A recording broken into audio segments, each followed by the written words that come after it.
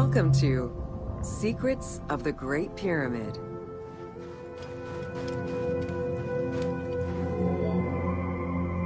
Built around 2550 BCE, the Great Pyramid of Giza is considered one of the most iconic structures of Egypt. It is the biggest of the pyramids and the only one of the 7 wonders of the ancient world still standing. The numbers associated to the Great Pyramid of Giza are impressive. A workforce of over 20,000 people, 6 million tons of stone, and 20 years of construction. It was a massive undertaking for a pharaoh's tomb.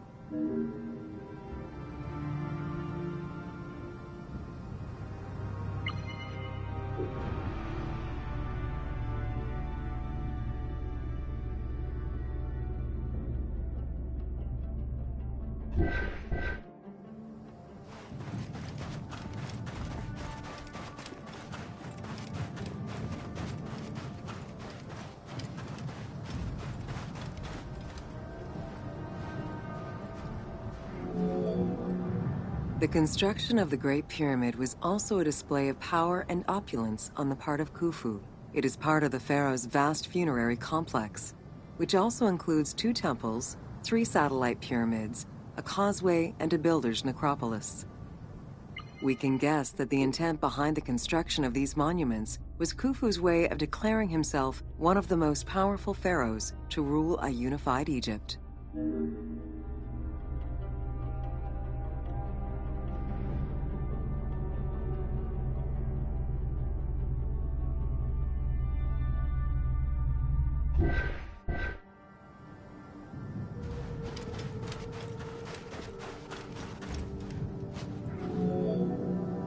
New insights into engineering and ancient Egyptian culture are still being revealed over 4,500 years later.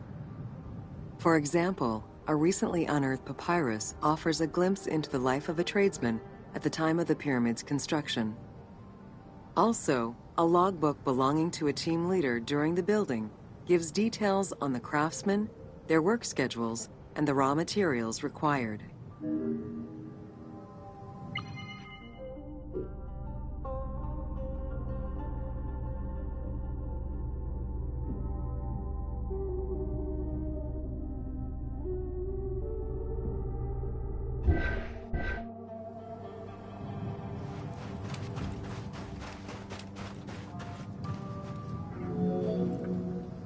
It is interesting to note that by Cleopatra's time, the pyramid's celestial purpose, its construction, and the function of its mysterious inner chambers was already unclear. Today, it is only through dedicated research that we have begun to grasp some of the Great Pyramid's mysteries.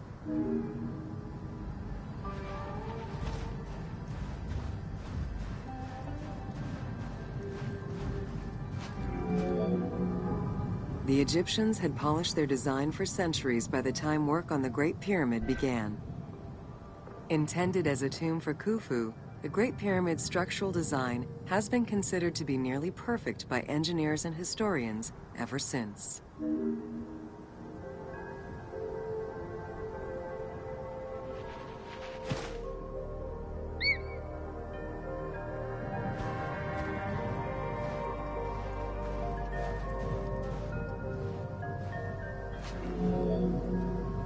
Precisely oriented north-south to the 4 cardinal points of a compass, the length of each side of the Great Pyramid at its base was 230 meters, and its original height was 147 meters.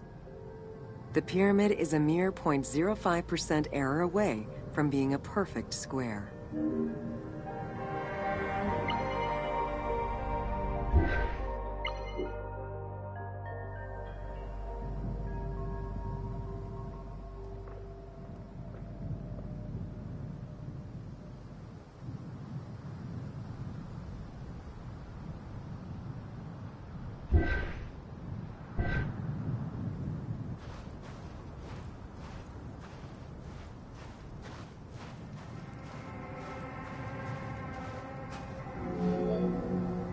In order to achieve the shape of a true pyramid, the design required many considerations in the planning phases as well as precision during execution. It was especially critical that they control the angle of inclination on all sides at every stage of construction.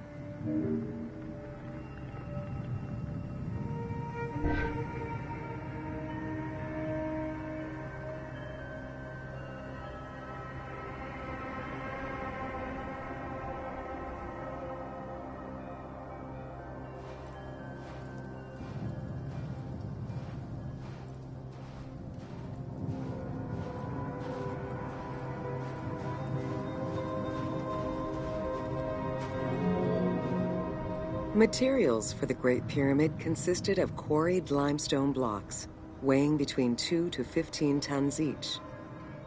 The methods of moving these blocks into place is still debated by architects and Egyptologists.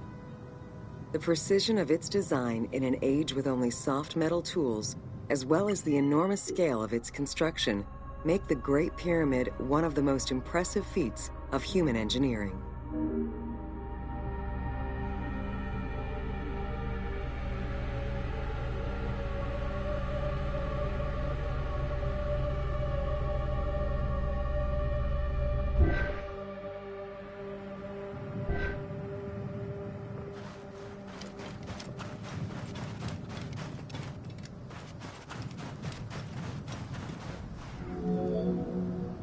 It's estimated that it took between 600,000 and 2 million blocks of stone to build the Great Pyramid. Experts calculate it would have required men to move 12 blocks every hour around the clock for 20 years to place the 2.3 million stones the monument is made of.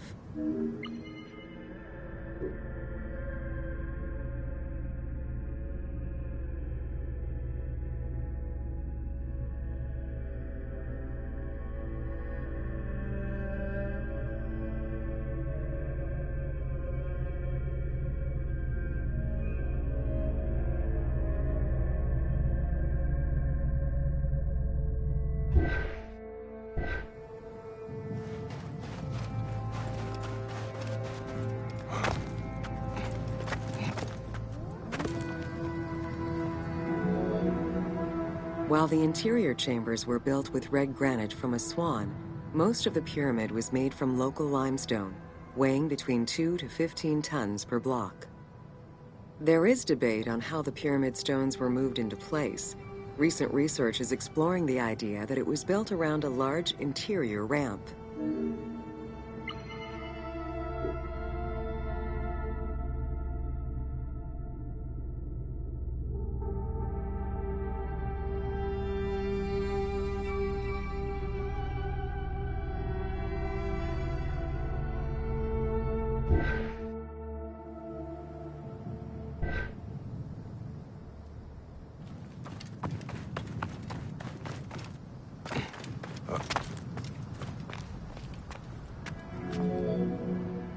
The recently discovered logbook confirms that the high-quality limestone of the outer casing was brought by boat across the Nile from a quarry in Tura.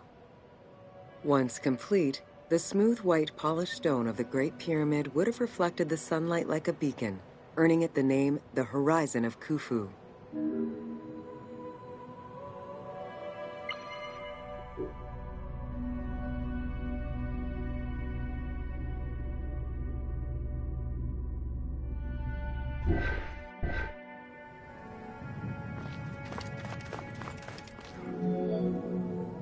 Over the centuries, thieves and travelers attempted to access the Great Pyramid numerous times. Ancient writings describe details of its interior, proof that some made their way within, though who gained entrance first and when is unknown.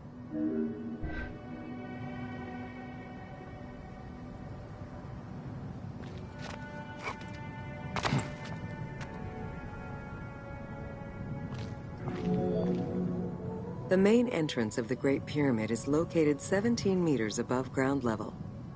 It faces north, likely in order to align with the North Star. Though the entrance passageway had been discovered in antiquity, any further access into the Great Pyramid was stopped by massive vertical slabs of rock. As such, present-day visitors to the pyramid must use the robber's entrance.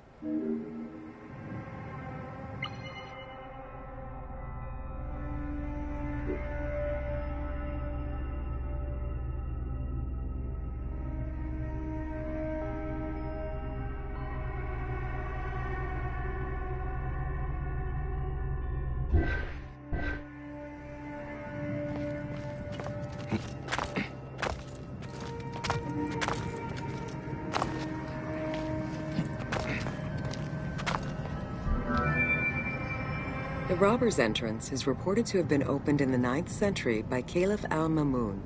In search of treasure, the Caliph had his men dig their way inside the Great Pyramid. The most likely scenario is that they enlarged a corridor which had been created by tomb robbers during antiquity. As such, this is how the team can justify access to this wonder.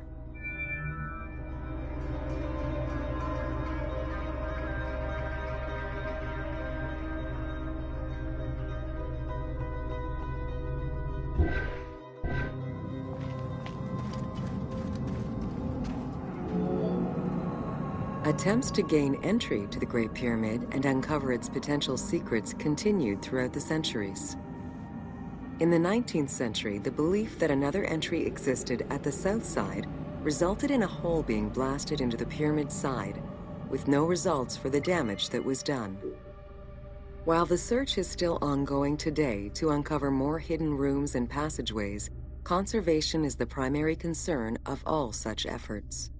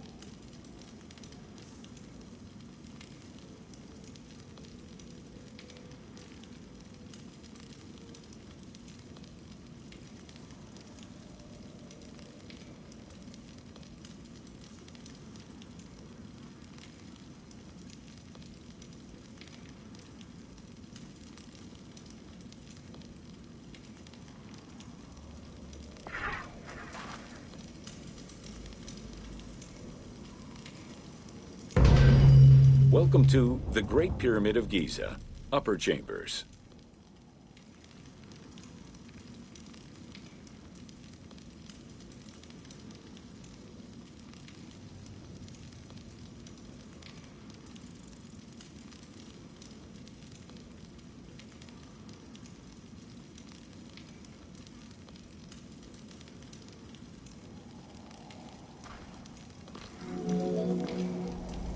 At the entrance of the ascending passage are 3 granite flagstones estimated to weigh up to 25 tons each.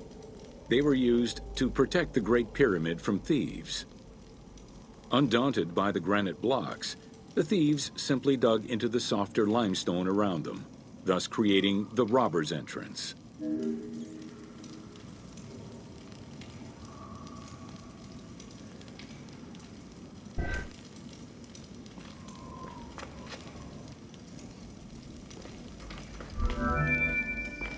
while in reality the robber's entrance is one single cavity which leads to both passages. In the game, the team created individual accesses to either passage. As such, in the game, one entrance leads to the ascending passage, while another leads to the descending passage.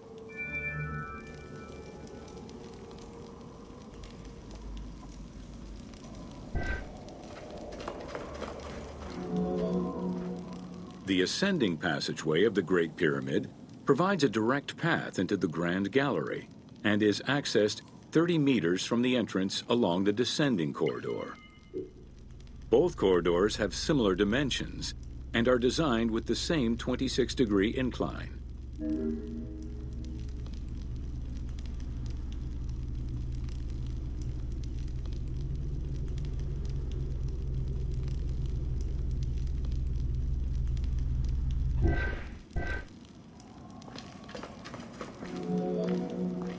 The ascending corridor has smooth masonry on its walls, and the layout includes many trapezoidal stones.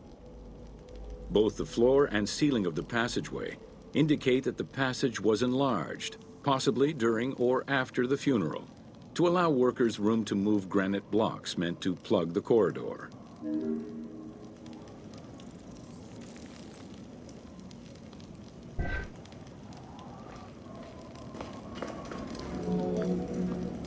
The Grand Gallery's purpose is still debated among experts. It may have been intended to align with the stars, act as a buffer to protect the king's chamber, or simply to facilitate the transport of the granite blocks used inside the pyramid.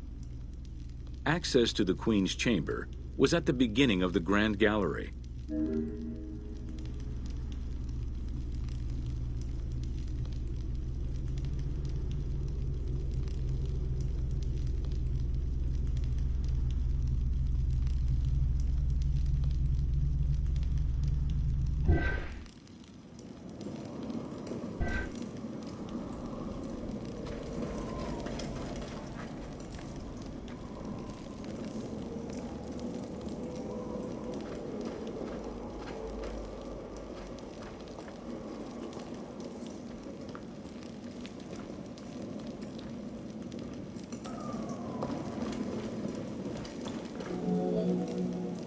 Though this room is referred to as the Queen's Chamber, it is believed that there was no queen buried here.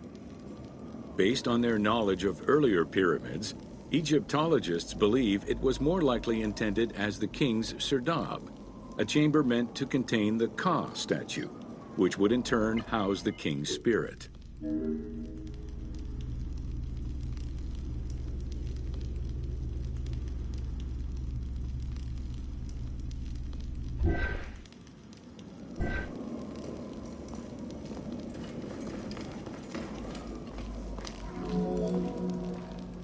Situated exactly within the pyramid's center, on the east-west axis of the pyramid, the chamber has a vaulted ceiling and measures 5.7 by 5.2 meters. In the eastern wall, there is a niche tucked away in a small corbelled archway, which may have originally held the Ka statue. Behind this niche is another smaller hole, possibly dug out by thieves in search of further treasure.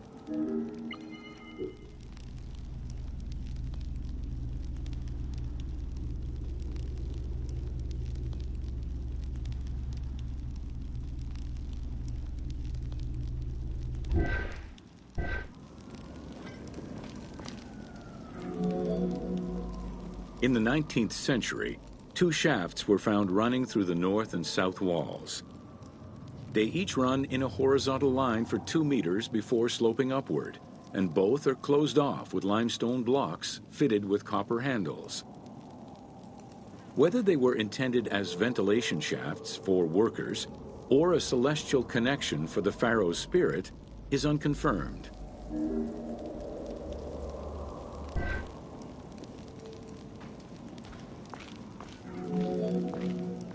A recent scan of the room indicated the presence of an unknown cavity hidden behind the north face of the walls over the descending corridor.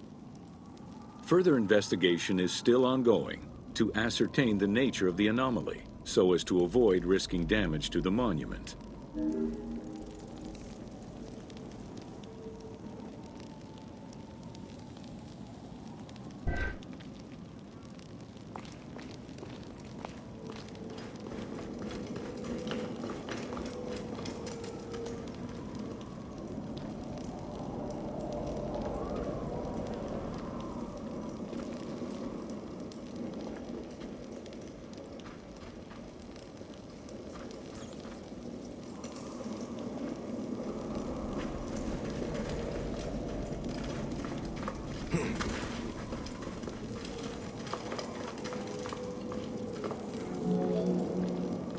Khufu's architects were possibly influenced by earlier rhomboidal pyramids when designing the gallery.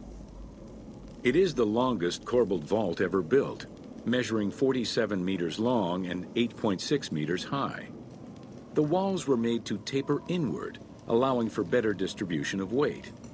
As a result, the ceiling measures just over a meter wide at its highest point. Though this construction technique is present in other pyramids, few have the same precision and stability.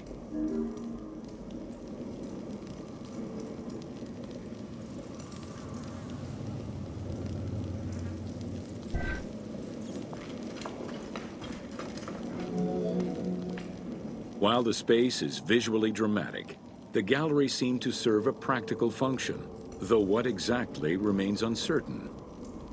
Still, the wall design was undoubtedly meant to contribute to the stability of the structure, and its floor may have helped workers move the materials. A channel runs along the middle of the room. A movable floor originally rested in this central recess. The raised benches on either side are equipped with slots that may have been used to help position the granite blocking stones.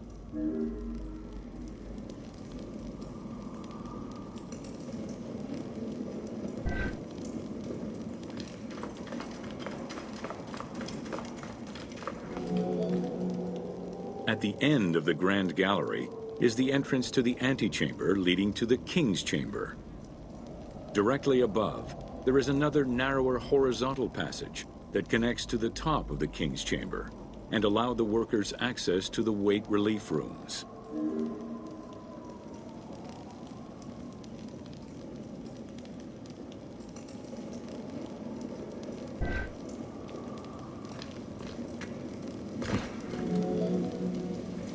The far end of the Grand Gallery leads to a small antechamber with a portcullis, preventing access to the King's Chamber. The portcullis was composed of 3 separate granite slabs. They were designed to be lowered into place and seal the chamber after the burial of the king. The grooves dug out to hold the slabs in place are still clearly visible to this day. The elaborate locking system was composed of a series of grooves for the ropes and pulleys that drop the stones into place like the notches on a key.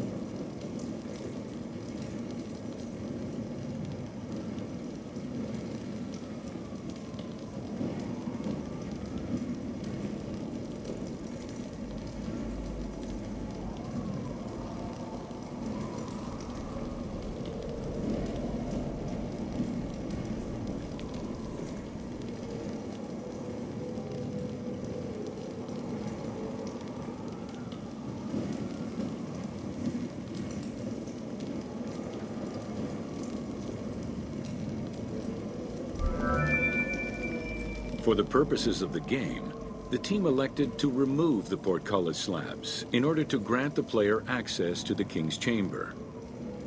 In reality, workers would have backed out of the room after the funeral, lowering each slab into place behind them one at a time. Each of the 3 stones were smashed by looters centuries later, and evidence of their break-in is still evident.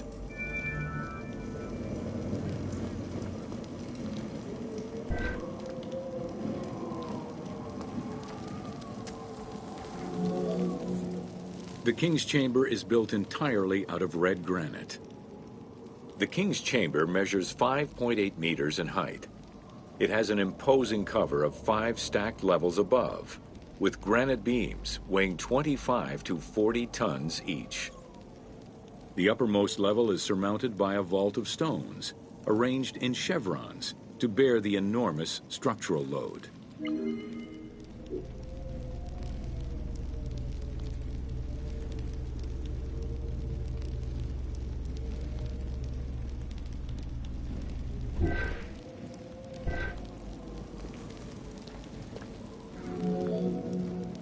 As in the Queen's Chamber, 2 shafts extend out from the room towards the north and south faces of the pyramid. They measure nearly 64 meters until they are blocked by copper-handled granite plugs. Some experts in the culture of the Old Kingdom believe that the shafts were thought to lead the king's soul to the stars, with the incarnation of the pharaoh as the god Ra, represented by the northern well, and the god Horus by the southern well.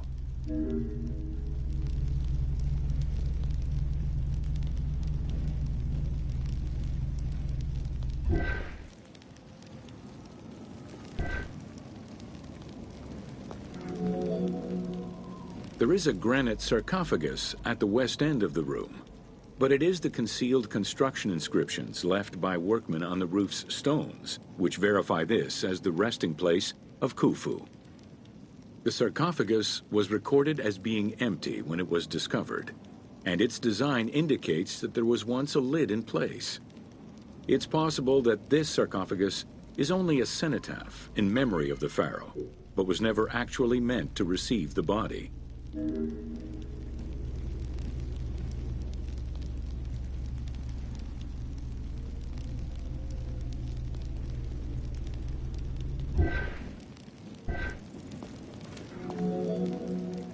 Khufu's mummy was never found. It is hoped that as of yet undiscovered hidden rooms and shafts of the pyramid may provide an answer as to its location.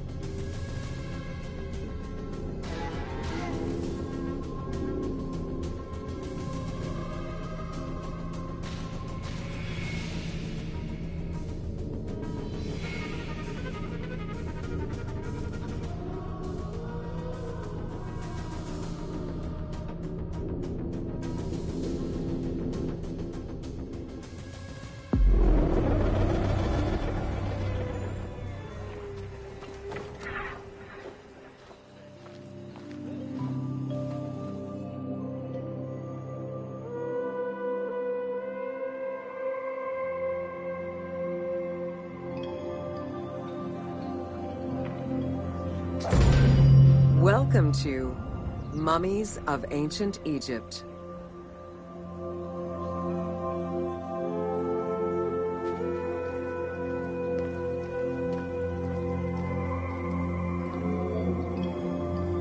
The mummification process used by ancient Egyptians was highly ceremonial in nature.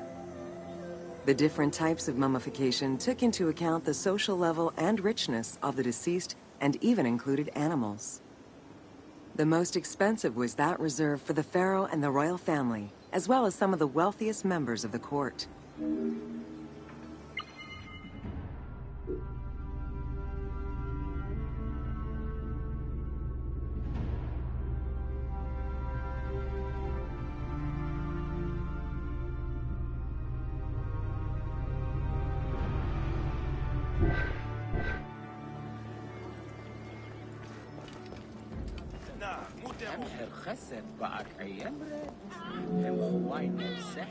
The first step was cleaning.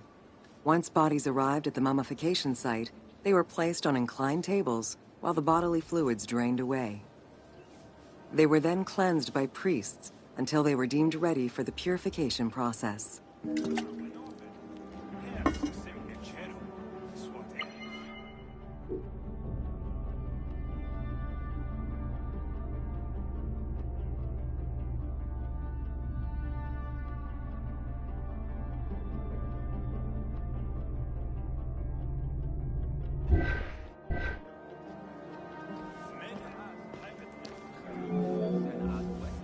The purification of the body began with a libation from sacred water. The priest then fumigated the body with terebinth resin.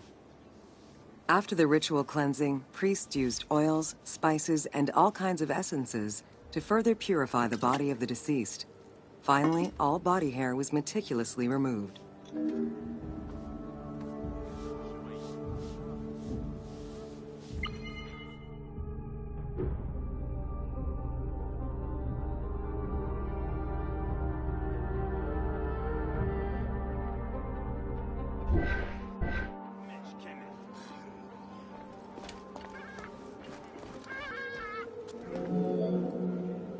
Once the body was properly purified, embalmers removed the organs, following very specific procedures. First, the brain was extracted by inserting a spoon through the nostril to break the ethmoid bone. Then, using a spatula, the pieces of the brain were removed as thoroughly as possible. What matter remained was extracted after a process of liquefaction, achieved through the use of a caustic liquid. The cranial box, once emptied, was rinsed and disinfected with palm wine, and then stuffed with strips of linen cloth and liquefied resin.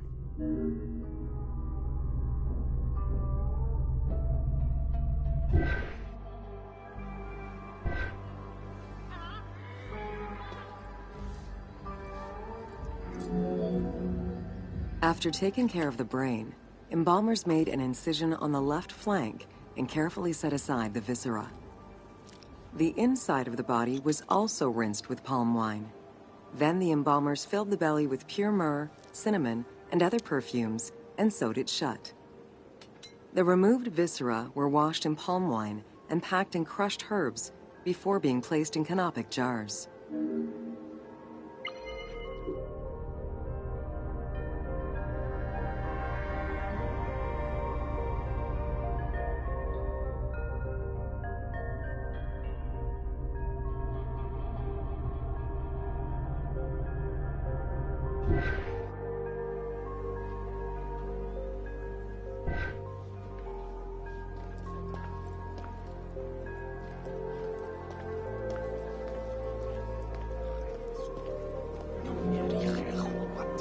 Canopic jars were placed close to the sarcophagus or kept in a chest nearby.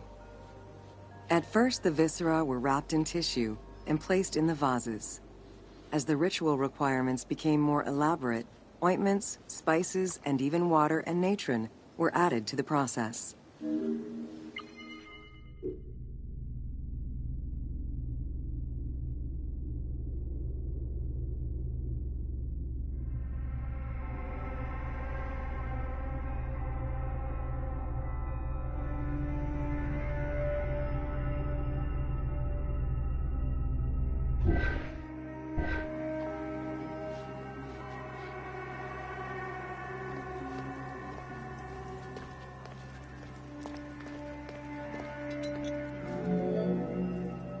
Towards the middle of the New Kingdom, canopic jars assumed the appearance of the four sons of Horus.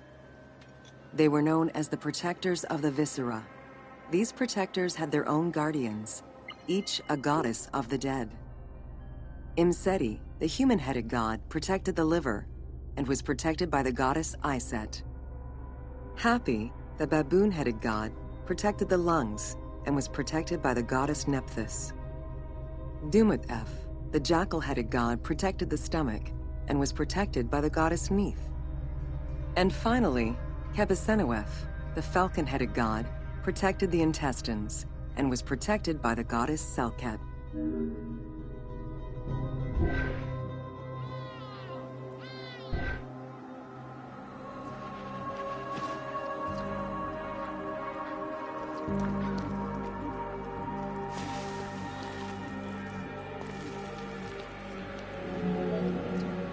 Natron is a naturally occurring mineral found in evaporite.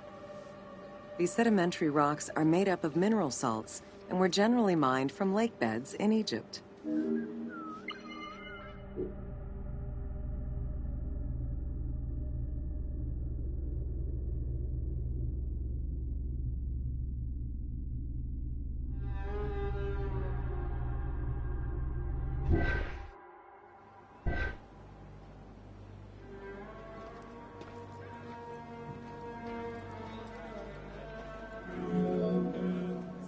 Embalmers used natron as a desiccant to dry the flesh and stop the corpse's putrefaction process. Once the body was cleansed and eviscerated, the deceased was covered in natron for about 40 days. Once desiccated, the body was prepared to be wrapped in strips of linen.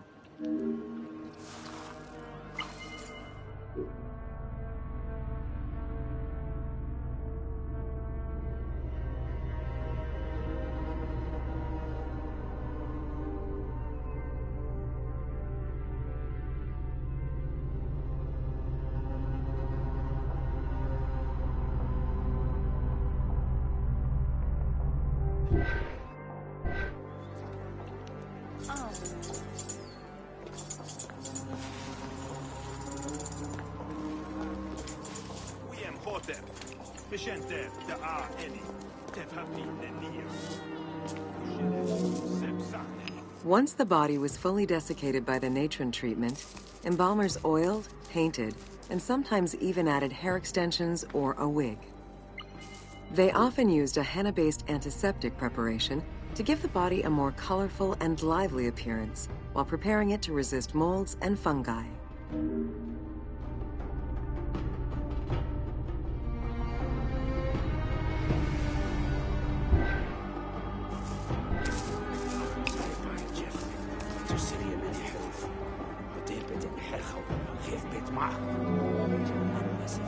Next came the phase which gave mummies their most well-known appearance, the wrapping.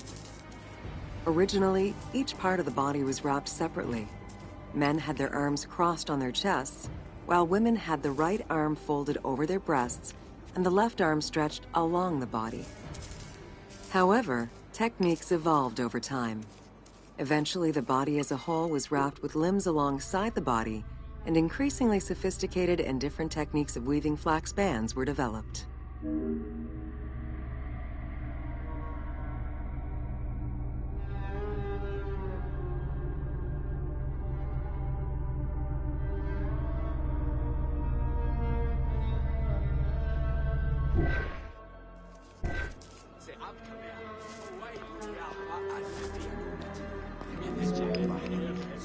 In addition to the jewelry and amulets arranged on the skin of the deceased, amulets were also carefully inserted into the weaving of the linen strips. Each amulet was linked to a myth or to an ideological belief related to rebirth.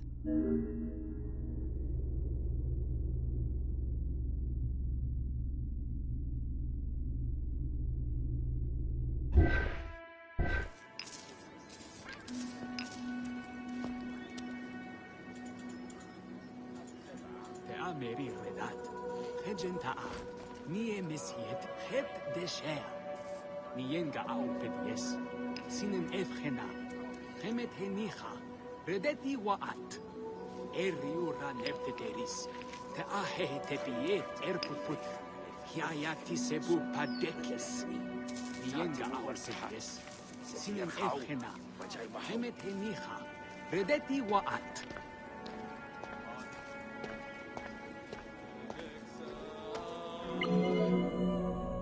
Masks were an important part of a mummy's finery.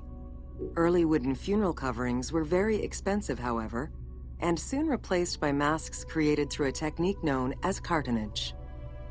Masks fashioned with this method were created by laying several layers of linen or papyrus pulp on a base made of mud or straw. Cartonnage was used for more than funerary masks. Ornaments and the animal coffins of the late period were also made in such a fashion.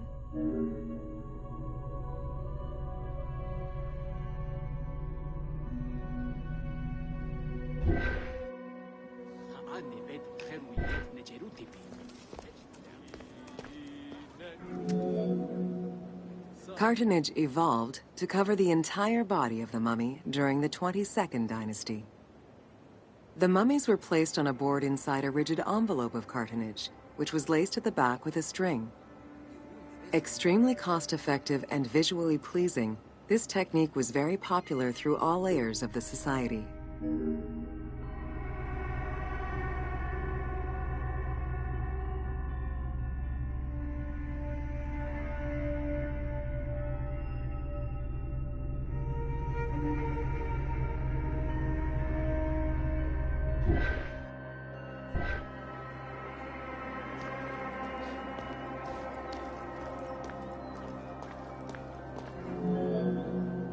Cartonnage envelopes were usually covered with inscriptions and polychrome decorations, specifying the names and titles of the deceased, scenes depicting daily life, or decorations specific to the funerary world. This was a true gift for Egyptologists eager to study the funerary rites of the ancient Egyptians.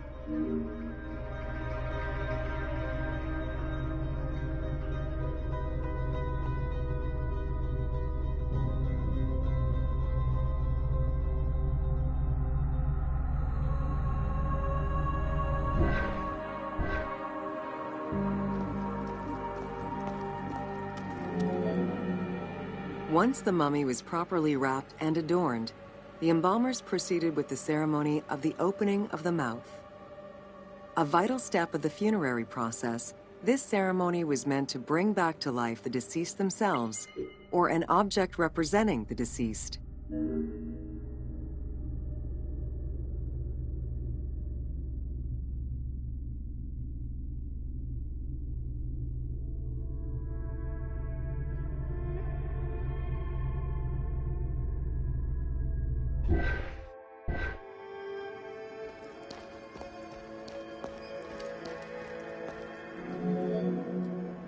There were no less than 75 different stages for the opening of the mouth. It required the application of the same oils, ointments, spices, and perfumes used during the mummification process. Makeup was sometimes part of the process as well.